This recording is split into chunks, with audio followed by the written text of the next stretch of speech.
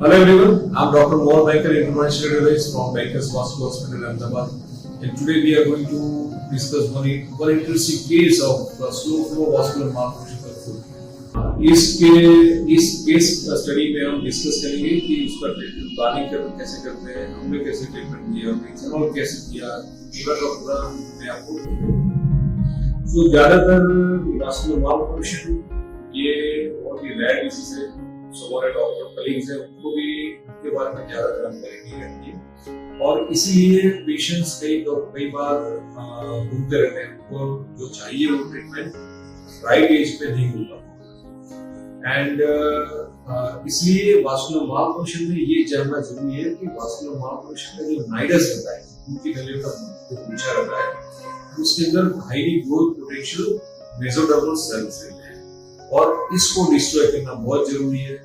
सिर्फ स्क्लेरोसिस से वो नहीं डिस्ट्रॉय होंगे, फ्लू से भी वो डिस्ट्रॉय नहीं होते। सिर्फ ह्यूमन ड्रॉप होता है बट वो सेल्स का जो ब्लड सप्लाई है वो कहीं और से आता है, तो वो तो जीवन भी रहते हैं, उसकी वजह से वो मल्टीप्लाई होकर फ्यूचर में रिकरेंस सप्लाई करता है।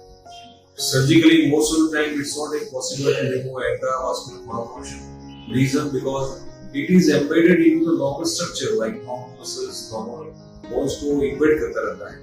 तो वास्कुलर मालफॉर्मेशन निकालने के लिए फिर वो पूरा नॉर्मल मसल्स में निकालना पड़ेगा, तो it is not possible because वो फिर वो पार्ट काम कैसे करेगा। तो surgery is not that much helpful. ये रूटीन जो स्क्लेरोथेरेपी क्लियो में करते हैं वो भी इतना हेल्पफुल नहीं है। सो क्या करना चाहिए उसके लिए? We treat the patient with absolute ethanol embolization. Nidus के अंदर 100% इथेनॉल इंजेक्ट कीजिए और उसकी वजह से जो नाइडस है वो डिस्टर्ब हो जाएगा। कैसे करते हैं? तो ये पेशेंट में देख रहे हैं कि this a patient of foot malformation, ये पूरा देख रहे हैं वो नाइडस है और आप ये उसकी जो पाव के नीचे की सरफेस और ऊपर की surface, this we call dorsal surface और प्लांटर सरफेस।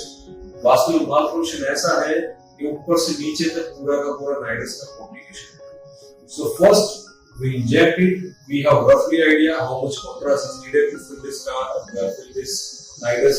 उसके बाद में आप देख रहे हैं कि यहाँ से एक छोटी स्क्रीन ऊपर जा रही है जो नॉर्मल वेन के साथ कम्युनिकेट कर रही है। सो हम रफली अंदाजा लगाते हैं कि ये जो नाइडस की साइज है 10 ml है, 20 ml है, 10 amount है, उसके हिसाब से हम इथेनॉल इंजेक्ट करते हैं। So this is how I inject ethanol।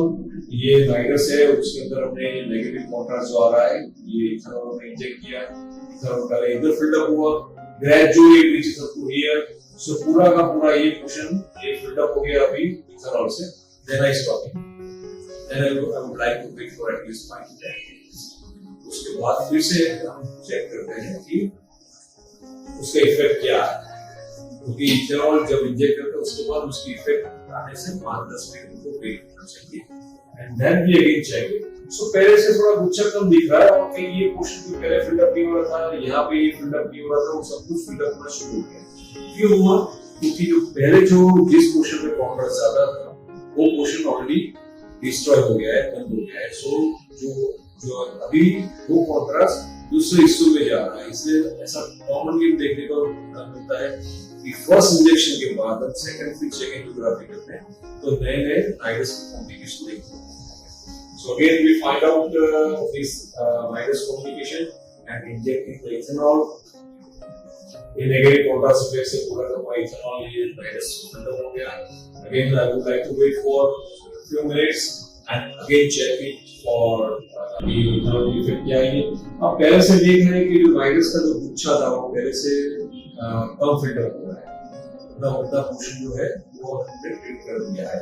ये नए पोर्शंस जो है पहले फर्स्ट एंजियोग्राफी में आप देखेंगे तो ये पोर्शन यहाँ पे कुछ फिल्टर नहीं होता था। ये में जो किया तो कॉन्ट्रास्ट काफी तक इधर ही जाता है, यहाँ पे हमको कॉन्ट्रास्ट नहीं मिलता है। But after injecting few cc of ethanol now we are able to see the ethanol over this region. यहाँ पे हमको ये कॉन्ट्रास्ट देखने को मिल रहा है और यहाँ पे जो गले का गुच्छा कम देखने को मिल रहा है।